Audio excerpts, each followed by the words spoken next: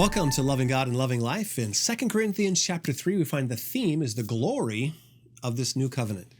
This is an amazing chapter as throughout the book, Paul's revealing all of these struggles and all of the struggles that this church was going through. But along the way, to hear him describe the glory of this relationship with Christ and of this covenant that we have with him. We'll just listen to the 11th verse of this third chapter. Paul says that if the old way, which has been replaced, was glorious, how much more glorious is this new, the new covenant, which remains forever.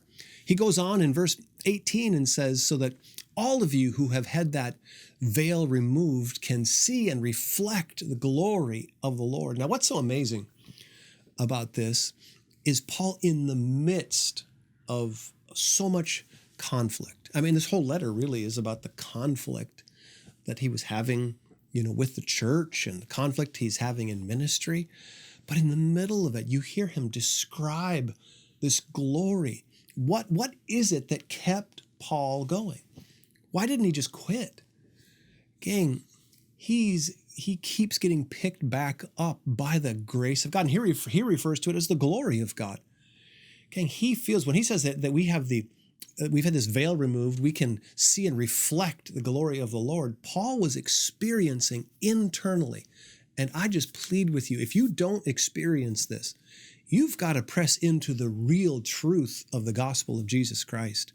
If you don't feel like you have the glory of God on the inside of you, this inner relationship with Christ that just keeps moving you forward, we're never going to fulfill the purpose for which we're born if we don't have that internal grace and glory. Because externally, if we're going to do God's will, we're going to face a lot of challenge. We're going to be constantly overcoming difficulty. And how are we going to do that with a good attitude? The very glory of God is with us. I hope you feel that way. If you don't, please press into these chapters. Keep meditating in God's word. Pray and ask God to open your eyes to spiritual realities, because the truth is Christ is with you, the hope of glory.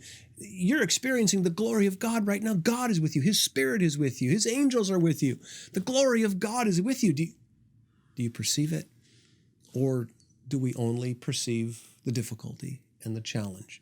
Paul saw both of them. He saw the challenge, but what kept him going was the glory of God, and that is available to us today. It's what keeps us going. God, keep us going. Keep us moving forward. And today, God, send us one person to share your love with. Friends, let's never forget, it's in serving and obeying God that we end up with a life that we love.